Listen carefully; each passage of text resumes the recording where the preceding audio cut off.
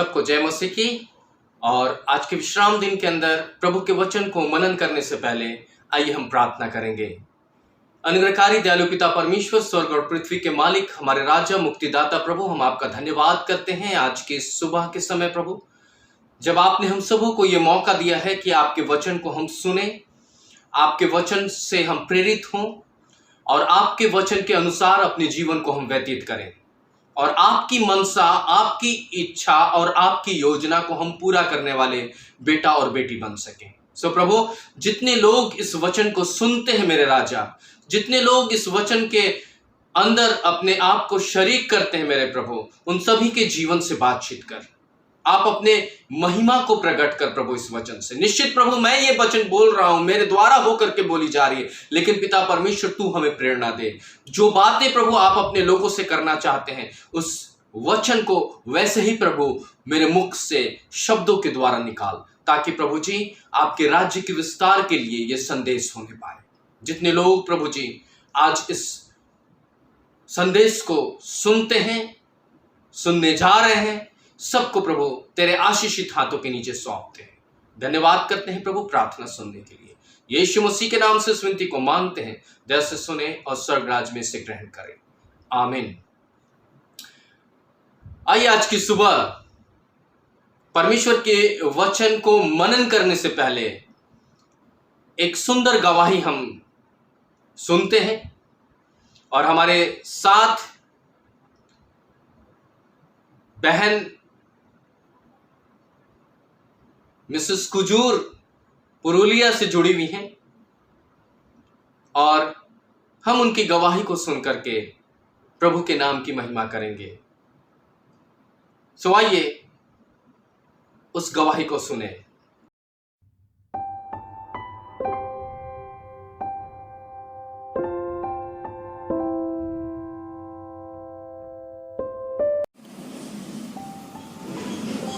जय मसीह की। मैं वीनस कुजूर पुरुलिया वेस्ट बंगाल से आप सबके सामने अपनी गवाही देने आई हूँ। प्रभु को महिमा और धन्यवाद देती हूँ कि हम लोग जिस परिस्थिति में 25 और 26 तारीख को चिंता में डूबे थे, उसका कारण है जो यश तूफान हम लोग की ओर बढ़ रहा था, पश्चिम बंगाल की ओर, और वो उसका रफ्तार बहुत ही तेज था और हम लोग बहुत ही चिंता में थे, सारे पश्चिम बंगाल के लोग, और हमारे लिए बहुत सारे भाई बहन परिवार वाले सब भी प्रार्थना कर रहे थे। और हमारे पादरी बाबू प्रीतम जॉर्ज और उनकी पत्नी नूतन सिस्टर हमें 25-26 तारीख को हम लोग के साथ लगातार प्रार्थना में विश्वास के साथ हम लोग को लेकर प्रार्थना में जुड़े थे और हम लोग को विश्वास के साथ प्रार्थना में आगे लिए जा रहे थे और सब समय बोल रहे थे प्रार्थना में रहिए, चिंता मत करिए, कुछ नहीं होगा, हमारा परमेश्वर हम लोग के साथ है।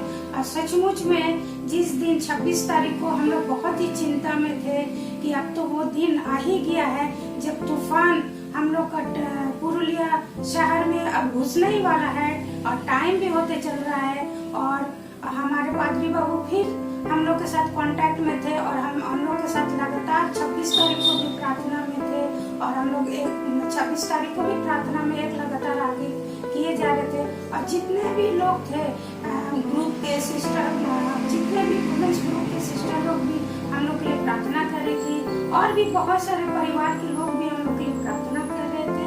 लेकिन उसी एंड वक्त जब पुरुलिया एंटर करना था और पुरुलिया को एंटर करना था तूफान को, उसी वक्त प्रभु ने अपने हाथों से उस तूफान को रुख बदल के उसको दूसरी तरफ मोड़ दिया और हमारा शहर बच गया और आज हम जीवित है और उसी घर में है जिस घर के लिए हम लोग चिंता कर रहे थे कि यह घर गिर जाएगा, कैसे बनेगा, क्या होगा।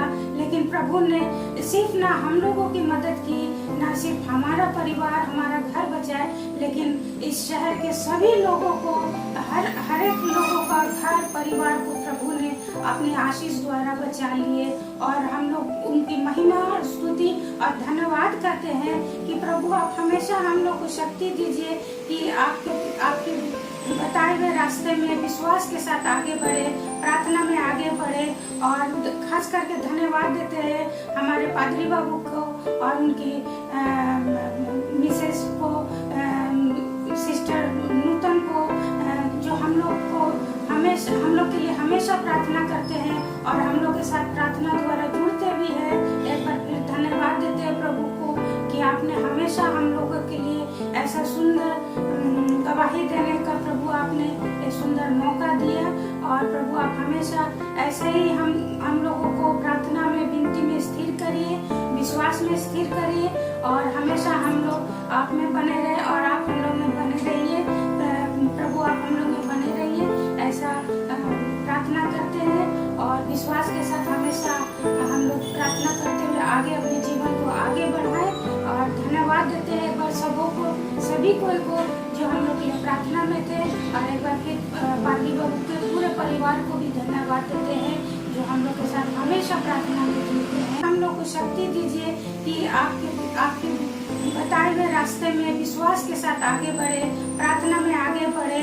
और खास करके धन्यवाद देते हैं हमारे पादरी बाबू को और उनकी मिसेस को, सिस्टर नूतन को, जो हम लोग के लिए हमेशा प्रार्थना करते हैं और हम लोग के साथ प्रार्थना द्वारा जुड़ते भी हैं।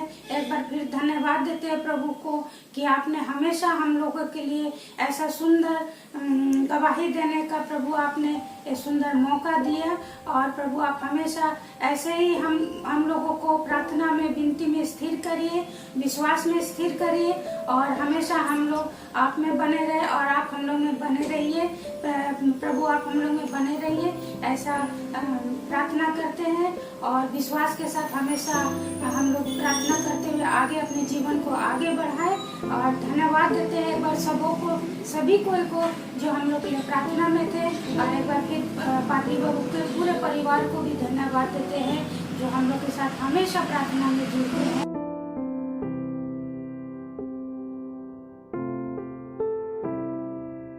निश्चित मेरे अजीज भाई और बहनों, इस गवाही के द्वारा हम सबके जीवन में परमेश्वर बहुत सारी आशीषें प्रदान करे। जैसा कि बहन ने कहा कि बीते समय में यश तूफान का प्रभाव जब उस पुरुलिया से उनके घरों की तरफ से होते हुए गुजर रहा था या गुजरने को था, मन के अंदर बहुत सारी घबराहट थी, परेशानियां थी, दुविधाएं थी, क्या होगा क्या नहीं होगा, लेकिन प्रभु बचाने वाला है। और आज हम इसी संदर्भ में आपसे बातचीत करते हुए प्रभु के वचन से आपको हम उत्साहित करना चाहते हैं। आज जो मैं बात करना चाहता हूं उसका शीर्षक मैंने दिया है कुछ पाने की अभिलाषा। और हर एक इंसान आज के दिन में कुछ ना कुछ पाना चाहता है और उस अभिलाषा के द्वारा वो प्रतिदिन जद्दोजहद करता है, प्रतिदिन उस प्रयास में रहता है, प्रतिदिन उस खोजबीन में लगा रहता है, प्रतिदिन वो परिश्रम करता है कि वो अभिलाषा उसकी पूरी हो जाए। मेरे अजीजों, बाइबल के अंदर भी एक ऐसा ही संदर्भ है जिसके बारे में मैं आज आपसे बातचीत करना चाहता हूं। अगर आप मत्ती की किताब और उसके 19वें अध्याय, मत्ती की किताब और उसके 19वें अध्याय और 16 पद से देखना शुरू करें तो यहां पर एक धनवान व्यक्ति का वर्णन है जो प्रभु यीशु मसीह के पास, मुक्तिदाता उद्धारकर्ता प्रभु यीशु मसीह के पास आता है और लिखा है या वर्णन किया गया है कि देखो एक मनुष्य ने प्रभु यीशु मसीह के पास आकर कहा, हे गुरु, मैं कौन सा भला कार्य करूं कि अनंत जीवन पाऊं। यहां पर दो प्रश्न हैं। आज मसीही जीवन के अंदर, चाहे वो व्यक्तिगत हो, चाहे वो कलीसियाई हो, चाहे वो आत्मिक हो, चाहे वो पारिवारिक हो, चाहे वो सामाजिक हो, इन सारी परिस्थितियों के अंदर एक प्रश्न उठता है कि हम क्या करें जो कि भला हो, या फिर हम ऐसा क्या करें जिससे कि भलाई का वो स्वरूप प्रतीत हो। बहुत सारे लोग आज इस प्रयास में रहते हैं कि लोग उसे भला इंसान के रूप में जानें। बहुत सारे लोग इस बात के लिए कोशिश में रहते हैं कि उसका नाम एक अच्छे व्यक्ति के रूप में जाना जाए। मैं ये नहीं कहता हूं कि सारे लोग, कि दुष्ट का प्रभाव तो 99% लोगों के बीच में है, लेकिन वो 1% लोग जो हैं वो इस प्रयास में रहते हैं कि वो भला करे, अच्छा करे, दूसरों की भलाई हो, दूसरों के लिए अच्छा हो और उसका जीवन संवरे। और हमारा पवित्र शास्त्र बाइबल जो है इस बात के लिए प्रेरित करता है कि हम अच्छा करें, हम भला करें। और यहां पर यह धनवान पुरुष 2 प्रश्नों के साथ उस प्रभु यीशु मसीह के सामने उपस्थित होता है। पहला जो प्रश्न है उसके सामने वो ये है कि अनंत जीवन के लिए मैं क्या करूं, अर्थात मैं ऐसा कौन सा भला काम करूं। पहला कि कौन सा भला काम करूं, और दूसरा ताकि अनंत जीवन पाऊं। अर्थात उसने प्रभु यीशु मसीह के सामने एक ऐसे कर्म की बात की जिससे कि उसे यह लाभ हो कि वो अनंत जीवन पाए। मेरे अजीजों, आज भी हम कई बार हम इसी धनवान पुरुष की तरह विचार करते हैं कि हम कौन सा ऐसा काम करें जो पुण्य में गिना जाए, जो अच्छाई में गिना जाए, जिसकी गणना या जिसका हिसाब किताब दिखाई दे, लोग वाह वाह करें कि वाह क्या काम करता, वाह वाह वाह क्या अच्छा भाई और बहन है, क्या अच्छी कलीसिया है जहां की केवल भलाई दिखती है। मेरे अजीजों, अगर हम ये सोचते हैं कि कुछ करने से अनंत जीवन मिल जाएगा, तो मैं आज आपको यह कहना चाहता हूं कि कुछ करने से अनंत जीवन नहीं मिलेगा। आज मैं आपकी धारणा को चुनौती देता हूं। आज मैं आपके सोच पर एक क्वेश्चन मार्क लगाता हूं और मैं आपसे यह पूछना चाहता हूं कि अगर अच्छे कर्म करने से अगर अनंत जीवन में हम प्रवेश कर जाएंगे, तो हमसे पहले बहुत लोग इस पृथ्वी पर अच्छे अच्छे काम को किए। बहुत लोगों को अच्छे काम करने के द्वारा आज पृथ्वी पर लोग जानते हैं। आज कई लोग ऐसे हैं जिनको कि हम इतिहास के पन्नों में पढ़ते हैं, जिन्होंने अच्छा किया।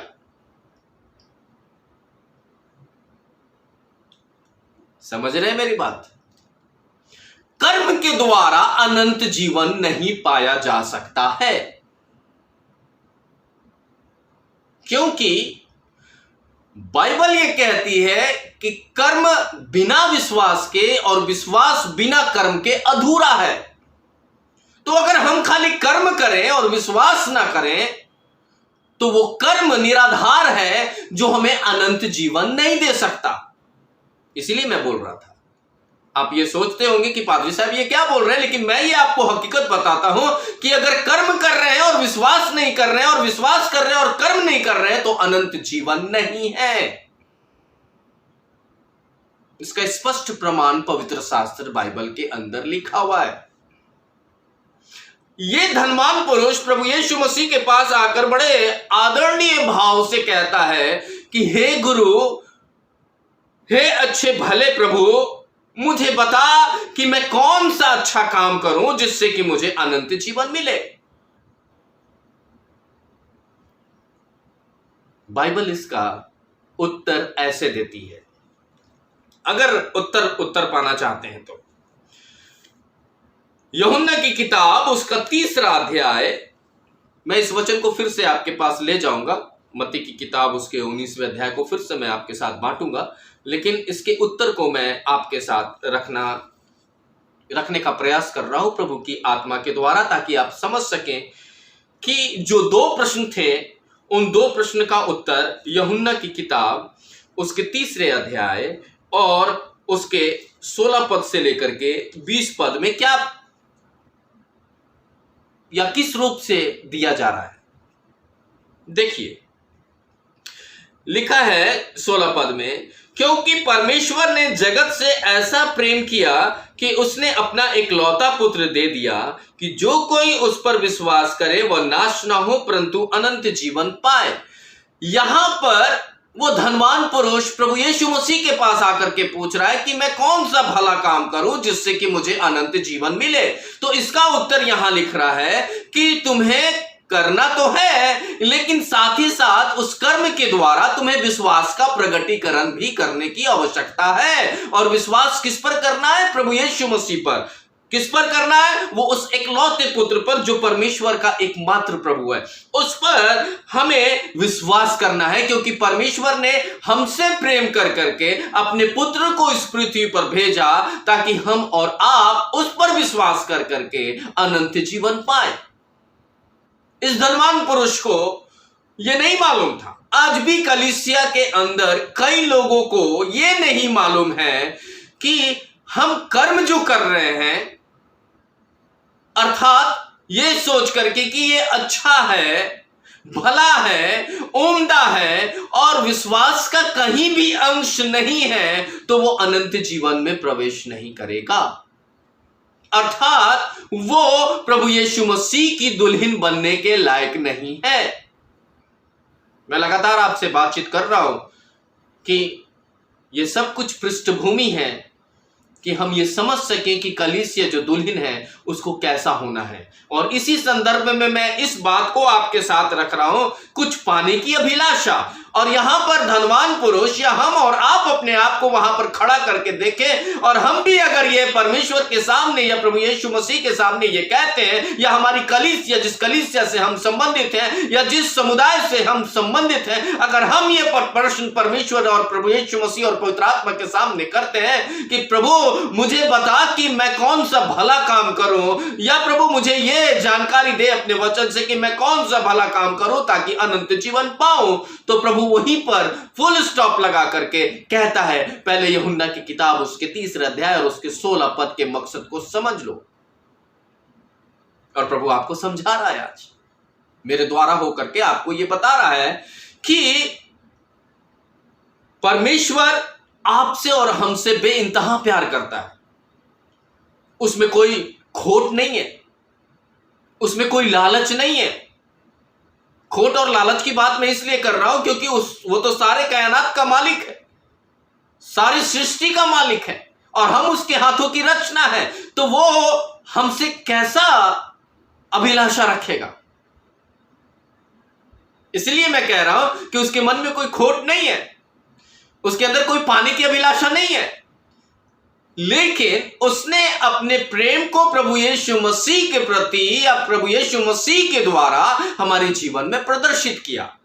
और उसकी एक ही चाहत है कि उस प्रेम को जो प्रभु यीशु मसीह के द्वारा स्वरूप में इस पृथ्वी पर हमने देखा, या जो बिना देखे हमने विश्वास किया है, उस विश्वास के जरिए हम अनंत जीवन पाए। मेरे अजीजों, मैं ये दावा करता हूं कि 99.99% लोग भी आज इस वचन को नहीं समझते, और इसीलिए कलीसिया कंगाल है आत्मिक रीति से। इसलिए कलीसिया के अंदर विवाद है, इसलिए कलीसिया के अंदर उतार चढ़ाव, ऊंचे नीचे का भेद है। कलीसिया में अहम है, डाह है, क्रोध है, ईर्ष्या है, जलन है, जो कि शरीर के काम को प्रकट कर रही है, आत्मा के काम को प्रकट नहीं कर रही है। इसीलिए हम ये अगर दावा कर ले कि हम अनंत जीवन पाने वाले लोग हैं, तो ये भूल है हमारी, क्योंकि हम ये दावा तो करते हैं कि अच्छे काम करते हैं, लेकिन उस अच्छे काम में विश्वास कहीं नहीं है। समझ रहे हैं मेरी बात? प्रभु आपसे क्या कह रहा है? उस प्यार को समझना है, और उस प्यार को समझते हुए उस प्यार पर विश्वास करना है, ताकि हम और आप अनंत जीवन पाए। 2 प्रश्न के बाद यहां पर एक बात लिखी गई है, मैं इसको थोड़ा सा कंटिन्यू कर देता हूं 16 के आगे।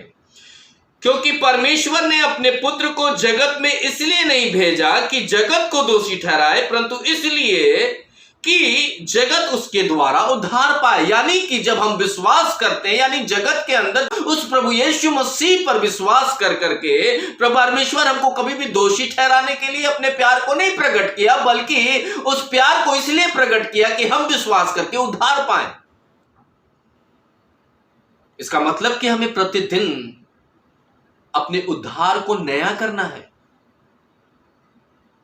उस प्रेम को समझते हुए कि परमेश्वर ने अपने लिए कुछ नहीं रख छोड़ा, उसको बलिदान करने के लिए नहीं भेजता, लेकिन हम उसकी सृष्टि की रचना थी और हमें परमेश्वर बिगड़ना नहीं देना चाहता था, बेडौल और बेआकार नहीं बनने देना चाहता था, हमारी आत्मिक स्थिति को सुदृढ़ करना चाहता था। इसलिए उसने अपने प्रेम को प्रभु यीशु मसीह में प्रदर्शित किया, और अब हमारा यह दायित्व बनता है कि हम उस पर प्यार कर करके, हम उसके प्यार को समझ कर करके, उसमें विश्वास कर करके अपने उद्धार को प्राप्त करें, अनंत जीवन को प्राप्त करें। 18 पद, जो उस पर विश्वास करता है वो दोषी नहीं ठहराया जाता, और जो विश्वास नहीं करता वो दोषी ठहराया जा चुका है, क्योंकि उसने परमेश्वर के एकलौते पुत्र के नाम पर विश्वास नहीं किया है। इसलिए सावधान हो जाइए, हम ढकोसले के या बेबुनियाद विश्वास के ऊपर अपने विश्वास के या उस आत्मिक घर को बनाने का प्रयत्न मत करिए, क्योंकि वो ढह जाएगा, धाराशाही हो जाएगा, और जब ढह जाएगा तो फिर उसको खड़ा करना बहुत मुश्किल होगा। क्योंकि वचन यहां स्पष्ट कह रहा है कि जो उस पर विश्वास करता है वो दोषी नहीं ठहराया जाता। इसका मतलब कि उस विश्वास को जो प्रभु यीशु मसीह में हम करते हैं और परमेश्वर के प्यार को पहचान कर करके हम अपने उद्धार को प्रतिदिन नया करते हैं, तब हम पर वो दोष नहीं ठहरेगा जो हमने अपने अनजाने अवस्था में, अज्ञानता में पाप को जो किया है। Hallelujah, hallelujah. क्योंकि अब हमें मुक्ति का द्वार मिल चुका है, अब हम मुक्ति के द्वार को समझ चुके हैं, क्योंकि प्रभु यीशु मसीह स्वयं यूहन्ना के अंदर कहता है कि मार्ग, सत्य और जीवन मैं ही हूं। हम सत्य को जान चुके हैं, जीवन को जान चुके हैं।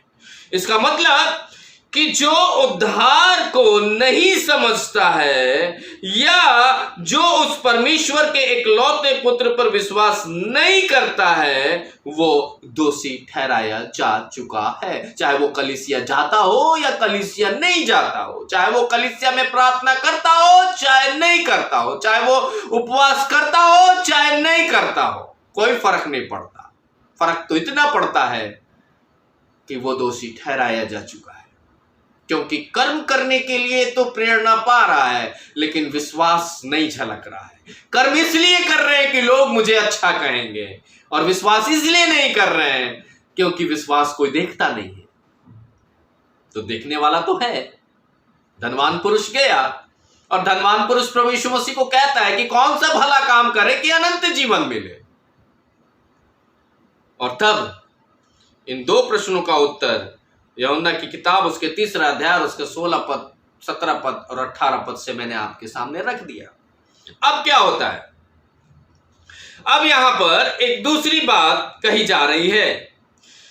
कहता है कि मैं अनंत जीवन पाऊं, तो कैसे पाऊं? मुझे बता, उपाय बता कि मैं इस अनंत जीवन को पा सकूं।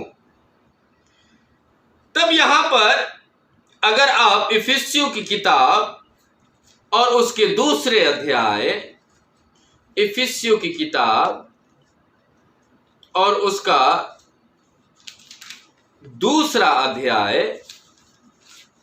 और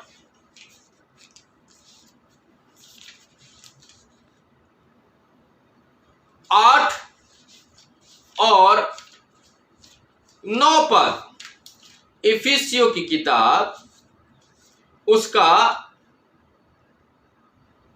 दूसरा अध्याय 8 और 9 पद क्या कहता है? कहता है क्योंकि विश्वास के द्वारा अनुग्रह ही से तुम्हारा उद्धार हुआ है और यह तुम्हारी ओर से नहीं वरन परमेश्वर का दान है।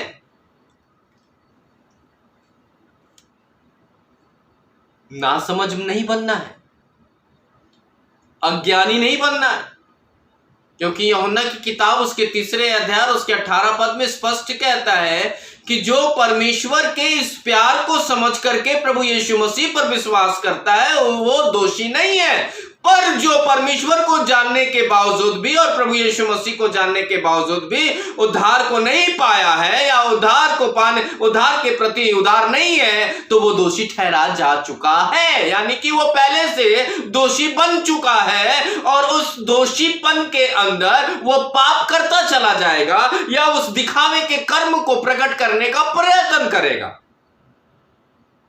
और यहां कहता है, यहां बिल्कुल स्पष्ट कह रहा है, क्योंकि विश्वास के द्वारा अनुग्रह ही से तुम्हारा उद्धार हुआ है। धनी पुरुष कहता है क्या काम करूं कि हम अनंत जीवन पाएं? तो वचन कहता है यूहन्ना 3:16 के अंदर कि विश्वास करो और अनंत जीवन पालो, कर्म करने से कुछ नहीं होगा। और आज कलीसिया के अंदर यही विडंबना है कि हम कर्म तो करने के लिए आगे बढ़ते हैं लेकिन विश्वास कहीं नहीं झलकता। तो क्या ऐसी दुल्हन को प्रभु स्वीकार करेगा जो कर्म करने के लिए तो उत्साहित है, क्योंकि वो दिखाया जा सकता है, प्रकट किया जा सकता है, लेकिन विश्वास नहीं है? तो विश्वास का परख तो वो करने वाला है, क्योंकि वचन तो कहता है कि जैसे सोनार अपने कोठाली पर सोने को रगड़ कर करके ये परखता है कि ये शुद्ध है, अच्छा है कि नहीं है, वैसे ही परमेश्वर हमारे हृदय को परखता है। तो मनुष्य को दिखाने के लिए हम कर्म कर करके वाहवाही लूट सकते हैं, लेकिन यह क्षणिक भर का है, क्योंकि जो मनुष्य के सामने आप कर्म को कर करके अच्छा बता रहे हैं, हो सकता है वो अगले पल आपकी बुराई करे, हो सकता है वो आपको बुरा भला कहे, लेकिन वो परमेश्वर आपके विश्वास को देख करके कभी भरा बुरा नहीं कहेगा, बल्कि ये कहेगा कि तुमने उस विश्वास के जरिए अनंत जीवन पा लिया। अब ये अभिलाषा जो है ना, कुछ पाने की अभिलाषा, ये पूरी हो सकती है अगर हम कर्म को विश्वास के द्वारा मिलाकर के करें, तो हमारी अभिलाषा पूरी हो जाएगी। लेकिन विडंबना यह है कि हम पाने की अभिलाषा तो रखते हैं, लेकिन वो सही मायने में, सही तरीके से या सही गाइडेंस में नहीं होता। जो मनुष्य कहता है उसको करने के लिए हम प्रेरित होते हैं, जो हमारे घर के अंदर वातावरण होता है उसके द्वारा हम करने की प्रेरणा कर पाते हैं, लेकिन वचन क्या कहता है उसके द्वारा हम प्रेरित नहीं हो पाते, क्योंकि हम ऊपरी बाह्य प्रकटीकरण के लिए ज्यादा चेष्टा करते हैं, लेकिन आंतरिक अवस्था में जिसे परमेश्वर जानता है या परमेश्वर जांच सकता है, उसके लिए हम उदासीन हैं। हम उसके लिए बहुत ही निराशा वाली स्थिति में। आगे क्या होता है? आगे कहता है 9वें पद में, यह कार्यों के कारण, इफिसियों की किताब उसका दूसरा अध्याय उसके 8 और 9 पद को पढ़ रहे हैं हम लोग। 8 को मैंने पढ़ दिया, 9वां पद पढ़ रहा हूं मैं। ये कार्यों के कारण नहीं जिससे कि कोई घमंड करे। ये कोई ऐसा सोच ले कि हम अपने जीवन के अंदर अनंत जीवन जो पाने की अभिलाषा रख रहे हैं वो किसी काम के जरिए पालेंगे, तो निश्चित नहीं हो सकता है। हमें ऐसे सोच को धिक्कारना है, हमें ऐसे सोच रूपी इंसान से अलग होना है, हमें ऐसे लोगों से अलग होना है जो हमें बरगलाते हैं, जो हमें दिशा विहीन करते हैं। क्योंकि शैतान के कब्जे में वो इतना होते हैं कि वो खुद दिशा विहीन है और आपको भी दिशा विहीन कर देंगे। जैसा कि ये धनवान पुरुष एक मार्ग पाने की कोशिश कर रहा है, एक उस अभिलाषा को लेकर के प्रभु के पास आता है कि प्रभु बताएगा, क्योंकि वो बहुत अच्छा गुरु है, भला गुरु है, इसलिए उसको ज्ञान है, वो स्वर्ग और पृथ्वी का ज्ञान रखता है, वो व्यवस्था का ज्ञान रखता है, वो वचन की जानकारी रखता है, और इन सारी परिस्थितियों में वो हमें सही सलाह देगा, वो हमें बताएगा कि कौन सा अच्छा रास्ता है या कौन सा अच्छा काम है जिससे कि अनंत जीवन पाया जा सकता है। लेकिन विडंबना ये है कि परमेश्वर का वचन कहता है कि कर्म विश्वास के द्वारा और विश्वास कर्म के द्वारा ही पूरा किया जा सकता है ताकि अनंत जीवन पा सको। अभी एक और जगह आपको मैं पढ़ता हूं जहां पर लिखा है कि किसी चीज को पाने की जब हमारी अंदर अभिलाषा, खास करके जब हम आत्मिक रूप से किसी चीज को पाना चाहते हैं, अब आत्मिक रीति से बहुत कुछ पाया जा सकता है। पिछले दिनों मैंने आत्मिक वरदान की बात कही थी, उसी तरीके से हम आत्मिक दशा में विश्वास के जरिए बहुत कुछ पा सकते हैं। जिसको ज्ञान नहीं है वो ज्ञान पा सकता है। वचन कहता है कि जिसके पास समझ ना हो वो परमेश्वर से मांगे, परमेश्वर उसे देगा। जिसके पास परमेश्वर का भय भक्ति नहीं है, परमेश्वर उसको भय भक्ति देगा। परमेश्वर उसको इस संसार और संसार की स्थिति में जीना सिखाएगा। परमेश्वर उसके आत्मिक निर्बलता में बल देगा। परमेश्वर हमारे आत्मिक असंभव को संभव में तब्दील कर देगा। लेकिन हम विश्वास के साथ जाएंगे तब तो। विश्वास और कर्म विश्वास के साथ हम तब्दील करते हुए आगे बढ़ेंगे तब तो कुछ मिलेगा, तभी तो कुछ हासिल होगा, तभी तो कुछ पाएंगे और परमेश्वर आपको इस्तेमाल करेगा। वरना आप एक खोखले धार्मिक जीवन को व्यतीत करने वाले भाई और बहन बन के रह जाएंगे जिसका कोई भी आधार नहीं है। लोग सिर्फ इतना कहेंगे वाह वाह वाह वाह वाह, लेकिन पीठ पीछे वही आपको कहेंगे बेकार बेकार बेकार बेकार। लेकिन वो परमेश्वर आपको कभी भी धिक्कारेगा नहीं, बल्कि उत्साहित करेगा कि आप विश्वास में उद्धार को पाएं और उद्धार के द्वारा अनंत जीवन में प्रवेश करें। Hallelujah, hallelujah. प्रभु ऐसा कर सकता है, ये मैं दावे के साथ कहता हूं कि परमेश्वर ऐसा कर सकता है और बहुतों के साथ किया है और आपके और हमारे साथ भी कर सकता है। आगे बढ़ते हैं, क्या लिखता है परमेश्वर का वचन। रोमियो की किताब के अंदर कहता है कि ये सारी अवस्थाएं तो अच्छी है, लेकिन उसके साथ हमें अंगीकार करने की आवश्यकता है, क्योंकि पाप की दशा में हमारा विश्वास कोई भी मायने नहीं रखता। क्योंकि विश्वास जब हम करते हैं तो पाप का अंगीकार भी होना जरूरी है। अगर हम विश्वास के द्वारा कर्म कर रहे हैं और कर्म के द्वारा विश्वास कर रहे हैं तो इन सारी अवस्थाओं के अंदर हमारा अंगीकार भी एक मायने रखता है। रोमियो की किताब उसका 10वां अध्याय और उसका 9 और 10 पद मैं पढ़ रहा हूं आपके लिए कि यदि तू अपने मुख से यीशु को प्रभु जानकर अंगीकार करे और अपने मन से यह विश्वास करे कि परमेश्वर ने उसे मृतकों में से जीवित किया तो तू उद्धार पाएगा। जिसका मतलब कि जिस परमेश्वर ने अपने प्रेम को प्रभु यीशु मसीह में जाहिर किया, उसी प्रेम के जरिए हमें उत्साहित करता है कि हम उद्धार को पाएं और उद्धार को पाने के बाद हमें परमेश्वर अनंत जीवन में प्रवेश दिलाने के लिए तैयार करता है, या एक आकार देता है, या हमें एक सांचे में ढालता है, हमें एक ऐसा मर्तबान बनाता है, हमें ऐसा बर्तन बनाता है कि हम उसके लिए इस्तेमाल हों। तब हम भले काम करेंगे विश्वास के साथ और विश्वास करेंगे भले काम को करने के लिए, और तब हम अनंत जीवन में प्रवेश कर जाएंगे। लेकिन इन सारी बातों के बाद 10वां पद में कहता है, मनुष्य तो हृदय से विश्वास करता है जिसका परिणाम धार्मिकता होता है, और मुंह से अंगीकार करता है जिसका परिणाम उद्धार होता है।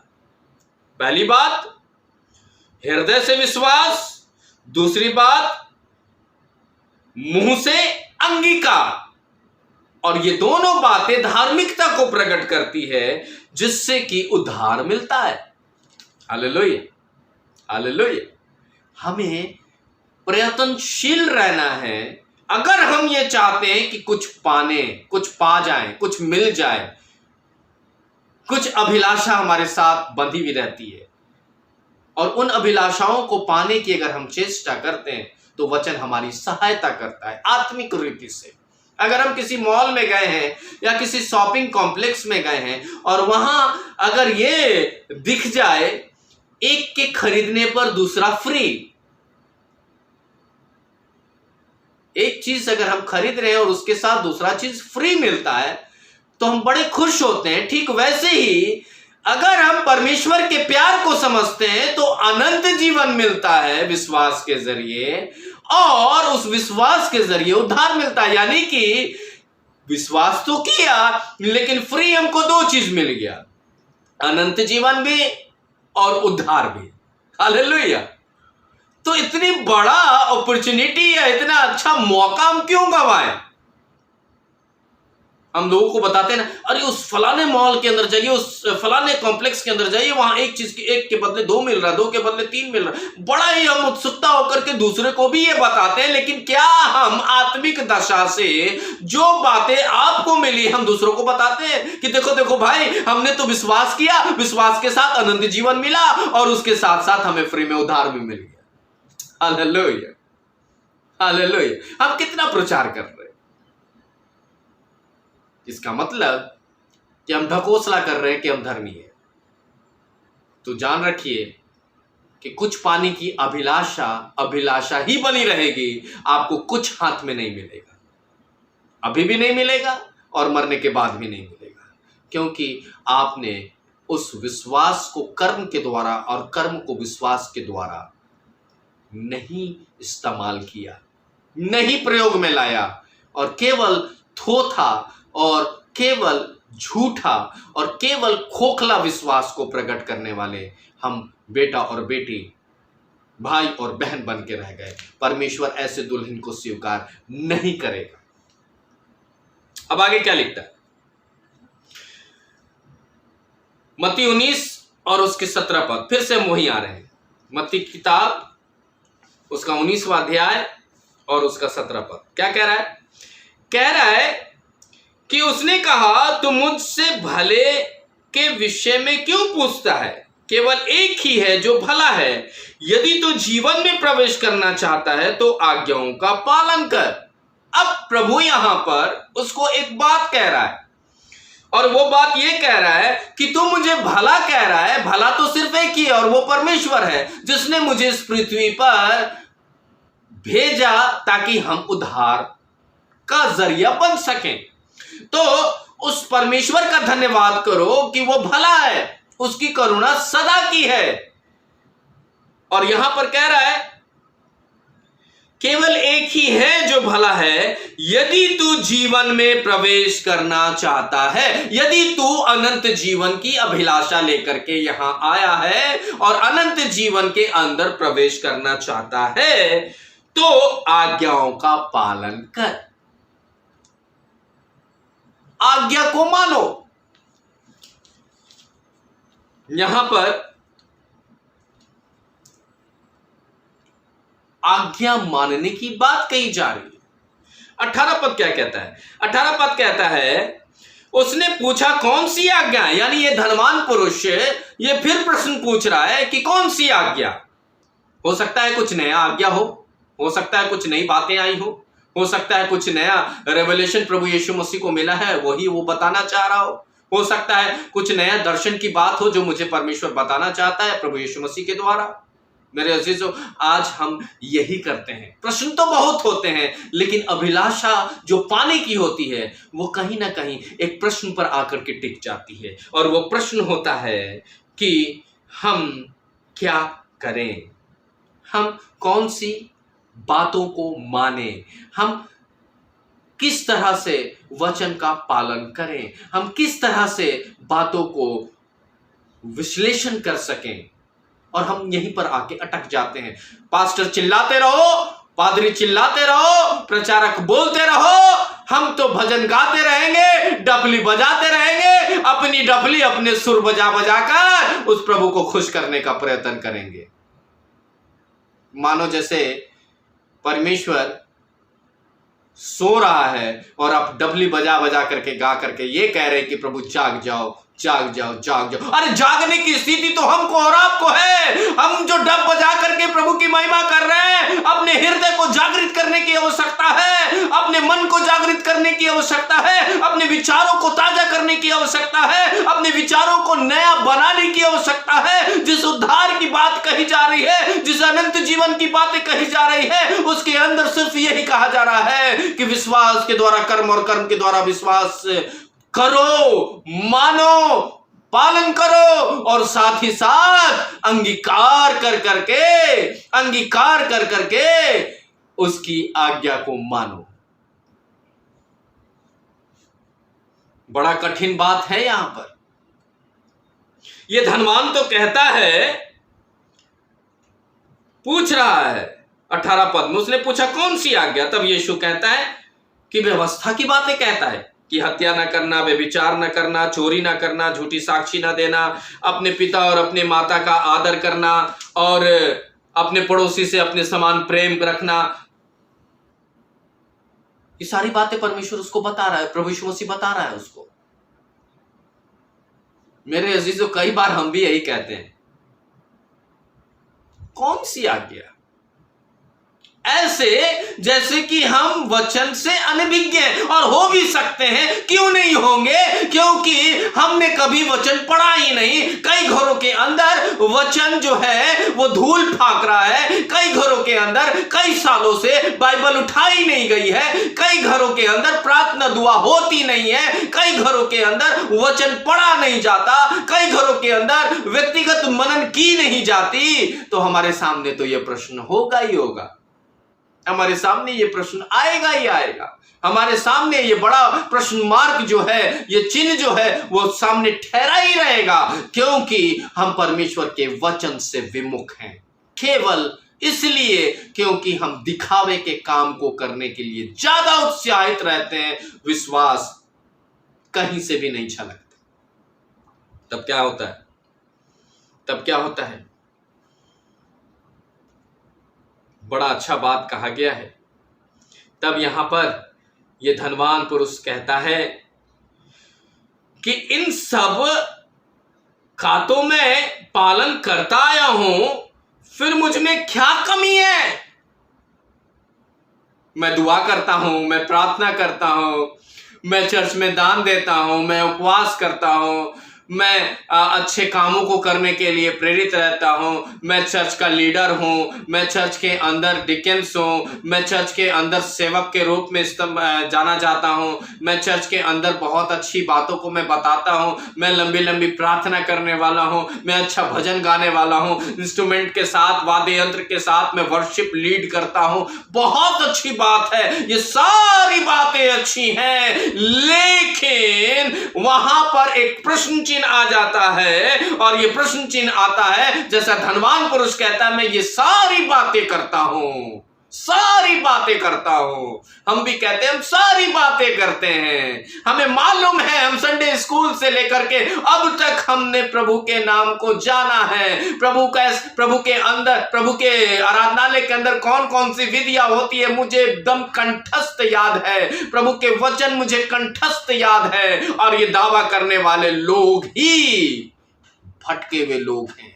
दावा करने वाले ऐसे लोग ही अभी तक अनंत जीवन से अछूते हैं। दावे करने वाले लोग ही आज प्रभु के विश्वास में हिले हुए हैं। हिले हुए कहने का मतलब विश्वास है ही नहीं। अगर दीवार में कांटी ठोकी जाए और उसे वो स्थिर ना रहे, हिलता डुलता रहे तो आप उसका कोई इस्तेमाल नहीं कर सकते। वो कांटी जिसे आप ठोक रहे थे, एक तो दीवार भी खराब किया और उस कांटी का कोई इस्तेमाल भी नहीं हुआ। हमारा धार्मिक स्थिति भी यही है, हम इस्तेमाल भी हो रहे हैं लेकिन हमारा विश्वास हिल रहा डोल रहा है उस कांटी की तरह।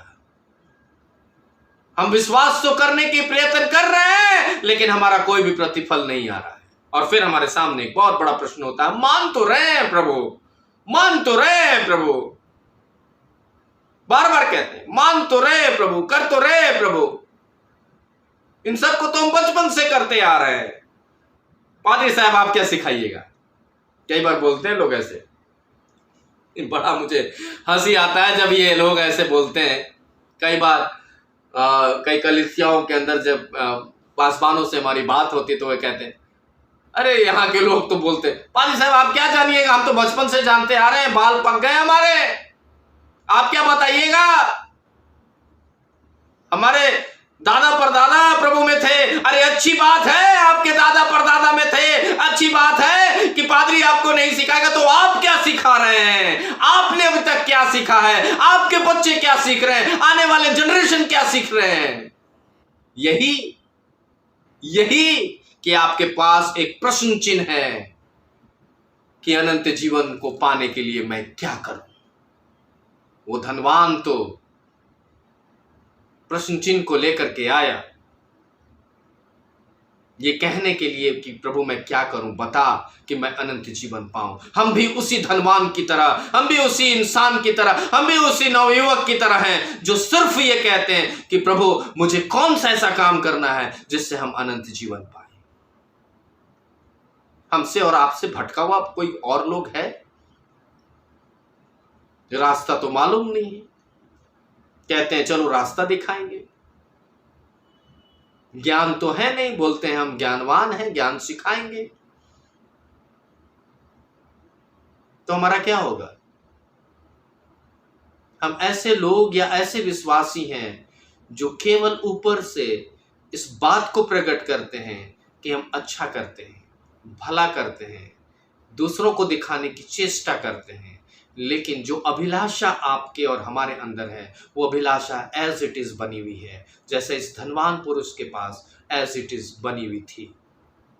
वो ये पूछता है क्या करें, हम तो आज्ञा मानते हैं, सारी चीजों को मानते हैं, सारी चीजों को करते हैं।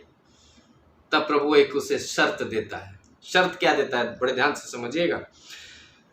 शर्त ये देता है, मत्ती की किताब उसके 19वें अध्याय के अंदर इस बात को लिख रहा है, कह रहा है, प्रभु यीशु मसीह कहता है कि यीशु ने कहा यदि तू सिद्ध होना चाहता है, यानी तू अनंत जीवन के अंदर प्रवेश पाना चाहता है, तो जा अपनी संपत्ति बेचकर कंगालों को दे और तुझे स्वर्ग में धन मिलेगा, तब आकर मेरे पीछे चल। अब यहां उपाय बताता है प्रभु। ठीक है, तुम मान रहे हो, अच्छी बात है, प्रार्थना करते हो, दुआ करते हो, आराधनालय जाते हो, वचन सुनते हो, सुनाते हो, भजन गाते हो, लीड करते हो, ताली बजाकर आनंद से, इंस्ट्रूमेंट बजाकर आनंद से, डब बजाकर आनंद से प्रभु की महिमा करते हो, सब अच्छी बात है। दशमांश भी देते हो, ये भी अच्छी बात है। तुम उपवास करते हो, ये भी अच्छी बात है, सब तुम मानते हो। लेकिन सब मानने के बाद कुछ तो एक ऐसी बात है जिसको तुम्हारे जीवन में प्रभावित कर रहा है, उसे हमें छोड़ना होगा। हो सकता है मेरे अजीजों, हम सारी आज्ञाओं को मानते हो, हम प्रभु के साथ जीवन व्यतीत करने के लिए सारी कंडीशनों को पालन करते हो, लेकिन कहीं ना कहीं एक ऐसी अवस्था है जहां की हम फेल हो रहे हैं, जहां की हम परमेश्वर की दृष्टि में फेल हो रहे हैं, असफल हो रहे हैं, आत्मिक जीवन में असफल हो रहे हैं। और वो अभिलाषा जो बचपन से हमारे जीवन में चली आ रही है, हमारे मरने के बाद तक वो अभिलाषा हमारे कब्र में दफन हो जाती है, क्योंकि हम उस एक कमी को दूर नहीं कर पाते। हो सकता है हम में से कोई क्रोधित होता हो, हम में से कोई बुरा कहता हो, हम में से कोई ईर्ष्या रखता हो, हम में से कोई व्यभिचार करता हो, हम में से कोई बुरी बातों को बोलता हो, हम में से कोई नशापान करता हो, हम में से कोई दूसरी स्त्रियों को देख करके उसके प्रति कमेंट्स करता हो सकता है अपने बगल में बैठे हुए पड़ोसी से, दोस्त से, मित्र से, परिवार से, बेटे और बेटियों से घृणा करता हो। मेरे अजीजों, ये समय है कि हमें इस चीज को त्यागना है, इस चीज को छोड़ना है, इस चीज को डांट करके अपने जीवन से हटाना है, तभी हमारी अभिलाषा जो अनंत जीवन की है वो मिल जाएगी। Hallelujah, hallelujah. पाना चाहते हैं? कमेंट्स में जरूर लिखिएगा कि हां, मैं अनंत जीवन चाहता हूं और चाहती हूं। केवल कमेंट्स मत करिएगा, बल्कि विश्वास के साथ इस बात को लिखिएगा कि हां, मैं विश्वास करता हूं और करती हूं, और इसी विश्वास के द्वारा प्रभु आपको उद्धार देगा, उसी विश्वास के द्वारा प्रभु आपको अनंत जीवन देगा, और उसी विश्वास के द्वारा प्रभु आपको निर्दोष ठहराएगा। ये धनवान आदमी को उपाय तो बता दिया प्रभु यीशु मसीह, हमको और आपको भी प्रभु यीशु मसीह आज उपाय बता रहा है। अगर हमको प्रभु के योग्य अनंत जीवन में प्रवेश करना है तो संसार और संसार की चीजों को त्यागना होगा, संसार और संसार की अभिलाषाओं को त्यागना होगा, संसार और संसार की लुभावनी चीजों को डांट करके अपने आत्मिक जीवन से हटाना होगा। अगर हमें परमेश्वर के साथ अनंत जीवन में प्रवेश करना है तो हमें प्रतिदिन अपने उद्धार को नया करना होगा, उस प्रभु से अपने संबंध को दृढ़ करना होगा और कहना होगा कि प्रभु, इस हृदय में आप आकर के बसिए। तब आप बुरा सोचने से बच जाएंगे, बुरा करने से बच जाएंगे, बुरे व्यवहार से बच जाएंगे, व्यभिचार से बच जाएंगे, नशे की आदत से बच जाएंगे, बुरे बोलने से बच जाएंगे, ईर्ष्या रखने से बच जाएंगे, क्योंकि प्रभु आपके हृदय में बस रहा है और प्रभु आपको गाइड कर रहा है ताकि आप अनंत जीवन में प्रवेश कर सके। अब आप अंतिम बात क्या कहता है? अंतिम बात कहता है कि ये व्यक्ति, ये धनवान पुरुष इस बात को सुनता है और लिखा है 22वें पद में, पर जब नवयुवक ने यह सुना तो शोकित होकर चला गया, क्योंकि वो बहुत धनी था। मेरे अजीजों, मेरे अजीजों, मैं ये आपको ये कहना चाहता हूं आज के दिन प्रभु की आत्मा के जरिए, आज आपको संसार और संसार की चीजों को त्यागने का परमेश्वर एक चुनौती दे रहा है। ये धनवान तो उदास होकर के चला गया क्योंकि इसके पास बहुत धन था। हो सकता है हमारे पास बहुत सारी बुराइयां हो जिसको करने के लिए, छोड़ने के लिए, एक एक एक एक एक एक त्याग करने के लिए आपको बहुत परिश्रम करना पड़े, लेकिन परमेश्वर का वचन कहता है कि उस परमेश्वर के पास किसी भी चीज का असंभवता नहीं है, बल्कि संभव है। जब हम ये सोचते हैं कि हमारे लिए असंभव है, तब प्रभु कहता है कि मैं तेरे लिए संभव करूंगा। जब हम ये सोचते हैं कि हम नहीं करेंगे, हम निर्बल हैं, तब परमेश्वर कहता है मैं तेरी निर्बलता में सबलता बनाऊंगा। जब हम और आप ये सोचते हैं कि मेरे साथ नहीं हो सकता क्योंकि हम अकेले पड़ जाएंगे, समाज छोड़ देगा, लोग छोड़ देंगे, मित्र छोड़ देंगे, पत्नी छोड़ देगी, बच्चे छोड़ देंगे, ये कहेंगे, वो कहेंगे, और तब प्रभु कहेगा मैं तेरे साथ दुनिया के अंत तक हूं। इतना कीमती वायदा जो प्रभु देने वाला है, वो आपके केवल एकमात्र अवस्था से आपकी अभिलाषा को पूरा करेगा, और वो है विश्वास। और विश्वास के जरिए प्रभु आपको आपकी अभिलाषा को पूरा करने के लिए आपके तरफ अपने हाथों को बढ़ाकर कहेगा मेरे बेटे, मेरी बेटियां, मेरे अनंत जीवन में प्रवेश करो। मैं तुम्हें योग्य बना रहा हूं, मैं तुम्हें योग्य ठहरा रहा हूं, लेकिन कंडीशन यही है कि हमको संसार और संसार की अवस्था से अलग होना पड़ेगा। और जब हम ऐसे होंगे मेरे अजीजों, जब हम ऐसे होंगे अजीजों, तो मत्ती की किताब उसका 13वां अध्याय और 44 और 45 पद कहता है, मत्ती की किताब उसका 13वां अध्याय और उसका 44 और 45 पद कहता है कि स्वर्ग का राज खेत के छिपे हुए धन के समान है, जिसे किसी मनुष्य ने पाया और छिपा दिया, और उसके कारण आनंदित होकर उसने अपना सब कुछ बेच दिया और उस खेत को मोल ले लिया। और 45 पद कहता है, फिर स्वर्ग का राज्य ऐसे सच्चे मोतियों को खोजने वाला एक व्यापारी के समान है। जब एक बहुमूल्य मोती मिला तो उसने जाकर अपना सब कुछ बेच दिया और उस मोती को खरीद लिया। आइए हम उस सच्चे मोती को, आइए हम उस छिपे हुए धन को विश्वास के द्वारा पालें और अपनी अभिलाषा को, जो हम कुछ पाने की अभिलाषा रख रहे हैं, वो आत्मिक अभिलाषा पूरी हो जाए। प्रभु आप सबों को आशीष दे, अनुग्रहित करे और अपने महिमा में इस्तेमाल करे। निश्चित मुझे मालूम है परमेश्वर ने आपके हृदय से बातचीत किया है, और अगर बात किया है तो आप इस वचन को दूसरों तक भी पहुंचाइए। प्रभु उनके भी हृदय में काम करना चाहता है। आइए प्रार्थना करेंगे। हमारे जीवित सामर्थ्य प्रभु, अनुग्रह से भरे परमेश्वर, आपका हम धन्यवाद करते हैं मेरे राजा कि आपने उत्तम तरीके से इस सुसमाचार को हमारे सामने रखा है।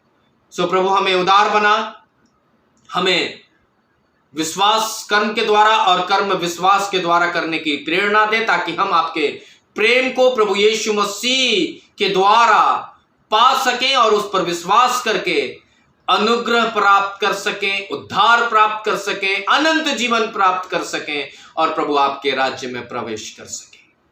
संसार और संसार की अभिलाषाओं को त्यागने के लिए प्रभु हम सब भाई बहनों को प्रभु सामर्थ्य दे। धन्यवाद करते हैं प्रभु प्रार्थना सुनने के लिए।